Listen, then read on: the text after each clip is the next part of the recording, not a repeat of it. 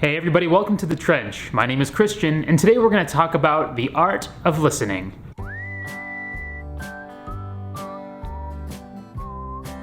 Last week we talked a lot about how we take risks when we open ourselves to other people, how we can be vulnerable through self-revelation to others. But this week I want to flip things around a little bit and talk about some Christian ways to respond when others are vulnerable with us. When someone is vulnerable with us, we may feel incredibly awkward or uncomfortable, largely because we don't really know what to say. This can stem from the lack of control we feel over the circumstances of their lives. After all, these are their feelings and their problems, and they're out of our hands, and we don't like that. But on the other hand, this may also bring up some of our own unresolved feelings, and that also makes us uncomfortable. So, instead of simply listening to somebody as they share their pain, we may try to impose comfort on the situation or to control it ourselves, which, spoiler alert, never works the way that we hope. For example, we may try to take control of the situation by offering advice that's usually unsolicited. Oh my god, you should just cut out carbs. Bro, you just need to drink 4 protein shakes a day. You should dump him. Or we may try to identify with the trouble that someone is going through and end up over-identifying with it and thus overlooking it completely. We may initially be comforting a friend whose parents are going through a divorce, but then suddenly find ourselves saying, I know exactly what you're going through. When my parents split, I started smoking and overeating. I looked awful. Let me tell you all about it. Both of these impulses are destructive for relationship because they don't involve actually listening to someone's pain. These impulses are usually well-intentioned. I mean, we're trying to be helpful. And we're trying to be helpful because we know it sucks to be alone and suffering. But both of these strategies, jumping to advice on the one hand or over-identifying with a problem on the other, actually end up reinforcing loneliness and not eliminating suffering at all. Fixing someone's problem keeps us at a relational distance, and so it would probably be better just to hear what someone's going through. Yet before they can even finish telling us, we already have a detailed and well-illustrated strategic plan that we would be willing, quite generously, to share. Over-identifying, on the other hand, can dishonor someone else's pain and overlook their person and their experience. By turning the conversation back to our pain and our experience, we make the conversation about us and our stuff, and we leave the other person completely alone in their pain. Unfortunately, both of these responses only serve to further isolate. They deepen rather than dispel loneliness.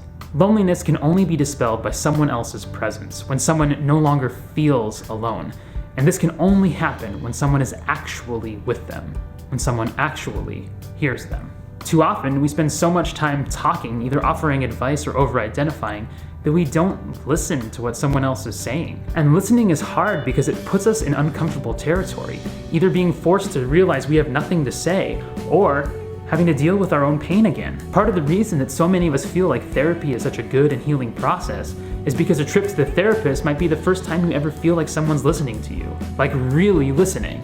As the late German theologian and pastor Dietrich Bonhoeffer writes, Christians often think they must always contribute something when they are in the company of others. They forget that listening can be a greater service than speaking. Many people are looking for an ear that will listen. They do not find it among Christians because these Christians are talking where they should be listening.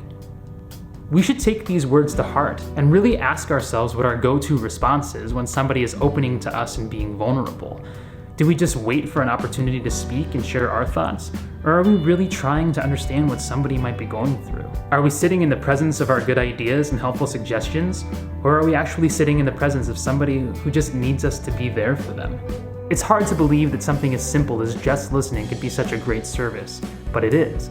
Because listening genuinely allows us to enter into somebody else's suffering and to share it. And it breaks the loneliness of suffering because it is now a shared place. But sharing suffering can only happen if we speak less and listen more. I once heard someone say that if you can pass up 3 opportunities before you finally say, oh my goodness, that's just like me, then you'll be considered the best conversationalist of all time. I kind of like that. I don't think it's coincidence that Christ's earthly ministry didn't start until he was 30 years old. Jesus Christ is the divine Son of God, the second person of the Trinity, and even though he can discern the thoughts and hearts of people, he didn't start talking and teaching until he had listened to us for 30 years. The Incarnation shows us that Christ isn't afraid to share our suffering entirely. By taking on flesh and then taking up the cross and entering death, he fills the void with his presence, and he does this to meet us there. He shatters the void of loneliness by sitting with us in Hades for 3 long days. Christ doesn't rush to make it all better. He simply shares suffering, making it the place of his presence. And we experience the shattering of loneliness in the sacrament of confession. We can see how healing it is simply to be heard, to be able to open the depth of our pain and shame, of our doubt and fear, to let someone be with us in our pain. Yet clergy aren't the only ones called to listen. Our call, our ministry, is to be present with others in the midst of their suffering.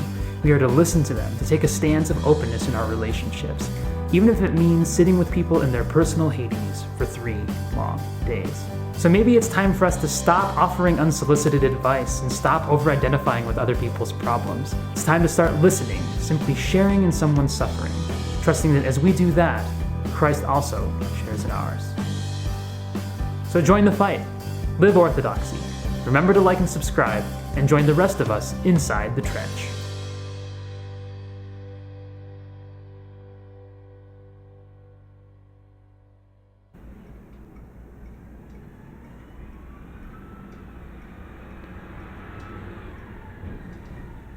Now we gotta wait.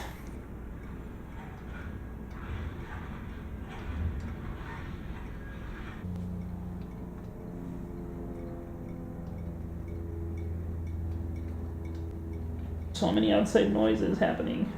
Oh no, why did I not turn off the fan? Well, hopefully it doesn't matter too much.